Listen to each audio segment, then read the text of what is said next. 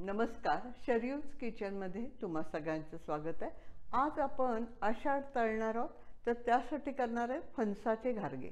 बाजारामध्ये फणस आलेले आहेत, आपण ह्यासाठी कोणताही फणस वापरू शकतो। तर चला आपण आता फणसाचे घारगे करूया।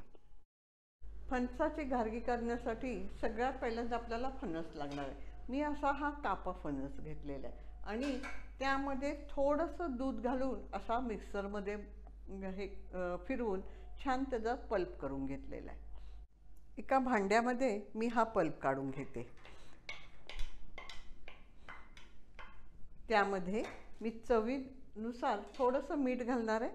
तांदळाची पिठी, तांदळाच्या पिठीचं प्रमाण जास्त, त्याचबरोबर गव्हाचं पीठ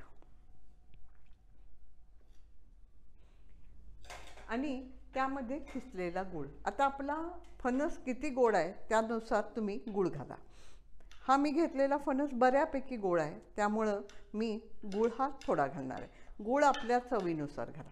आता ह्यामध्ये सगळं घालून घातलेलं आहे आपण, हे सगळं मिक्स करून ह्याचा गोळा बनवून घ्यायचा।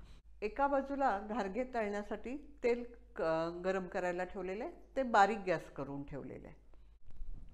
मळून असा छान गोळा तयार झालेला आहे। आता आपण एका पेपरवर थोडंसं तूप लावायचं आणि ह्यातला गोळा टाकायचा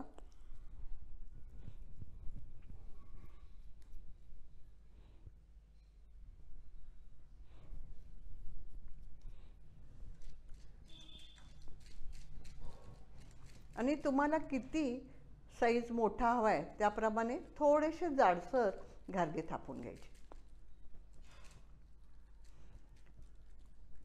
आता ह्याच्यावर आपण वरून खसखस लावणार आहोत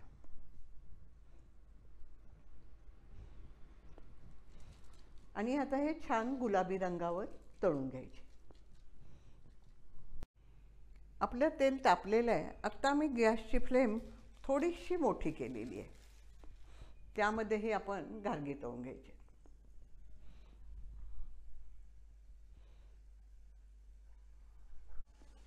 असे गुलाबी रंगावर छान घारगे भाजून घ्यायचे, तळून घ्यायचे आणि मस्त तुपावर खातात, काही जण असेच खातात, चवीला अतिशय छान लागतात। तर आपण एका डिशमध्ये आता सर्व करूया।